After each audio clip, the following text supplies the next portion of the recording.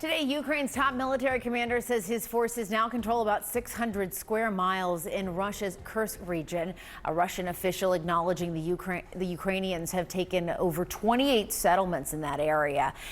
And as that stunning offensive appears to be gathering momentum, evacuations now underway in the neighboring Belgorod region.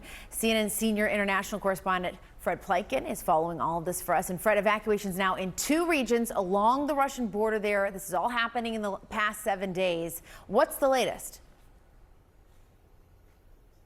Yeah, along the Russian border, but actually pretty deep into Russian territory, Jessica. You already mentioned those around 600 square miles that the Ukrainians say that they now control there. That's a significant amount of territory, and it inches also closer to actually some of Russia's main military and logistics hubs that they're using for their war in Ukraine, namely the city of Kursk and also the city of Belgorod as well. Ukrainians still pretty far away from there, but they do say that their forces are still on the move. The interesting thing about it is that the Ukrainians are using a fairly small force, but one that's extremely mobile. And the Russians right now don't seem to have the number of troops that they would need to try and hold all of this up. So a really difficult situation for them. Seems as though the Russians were caught off guard by what the Ukrainians are doing. As you can imagine, Russian President Vladimir Putin, absolutely irate about this situation, has said that there would be retaliation by Russia against the Ukrainians, also ripped into Ukraine's Western allies. I want to listen to some of what he had to say. It appears that the enemy, with the help of the Western masters, is fulfilling their will, and the West is fighting us with the hands of the Ukrainians. So looks like the enemy seeks to improve its negotiating position in the future. So the Russians think the Ukrainians want to improve their negotiating position in the future. It really is unclear what the eventual aim of this operation is going to be, whether the Ukrainians believe they can hold that territory. Certainly will be difficult if they don't put more troops on the ground there. But one of the things that the Ukrainians, of course, have wanted to do is try and divert some of those Russian forces that are putting a lot of pressure on the Ukrainians in eastern Ukraine. There are signs that that's happening, but of course, right now we are still very much in the early stages, Jessica. All right, Fred Pleitgen for us. Thank you so much for that reporting. We appreciate it. Brianna? All right, let's talk more about this now with retired U.S. Air Force Colonel Cedric Leighton. What is Ukraine's endgame here, do you think?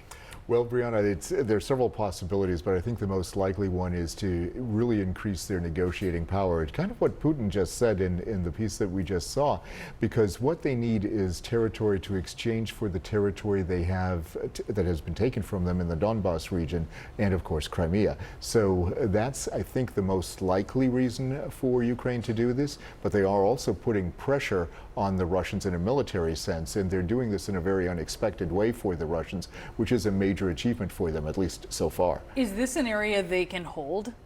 Well, that's a good question, because when you look at the map, they're kind of put in an area where they're between Belarus and other Russian units that are in like the Belgorod region. So it's going to be difficult for the Ukrainians to hold this, but right now the Russians are scrambling to try to get reinforcements into this area around Kursk, and that's going to, I think, take some time for the Russians to do this. So the Ukrainians can hold this for a bit.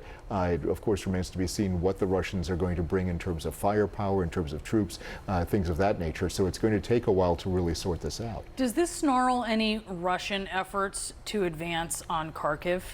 Yes, absolutely, because the Russians who have been trying to get, well, right now they're not really threatening Kharkiv as much as they used to, but Kharkiv could very well be a place where they could go. And if they did that, if they moved toward Kharkiv, they would find it a lot more difficult to do that because of the Ukrainian pressure on them west of this area. I wonder how much of this is about inflicting a psychological toll on Vladimir Putin, on Russians too, also, as the war might not really be on their mind. It's kind of happening over there sometimes, right? I mean, they of course are paying the price. They have lost a lot of Russian soldiers, and yet there hasn't been a huge mobilization of public opinion in Russia against the Ukraine war. Do you think that this is something that embarrasses Putin? Yeah, I think it most certainly does. And from a psychological standpoint, I think we can see that it's already taking its toll on Putin. And it may mean that he makes more irrational decisions the longer this type of pressure lasts. But in terms of Russian public opinion, I think it's going to take a little bit of time. But the more reports that they hear through the grapevine that Russian territory has been lost, those kinds of things happening to Russian civilians, they're going to take another look at what is happening in Ukraine.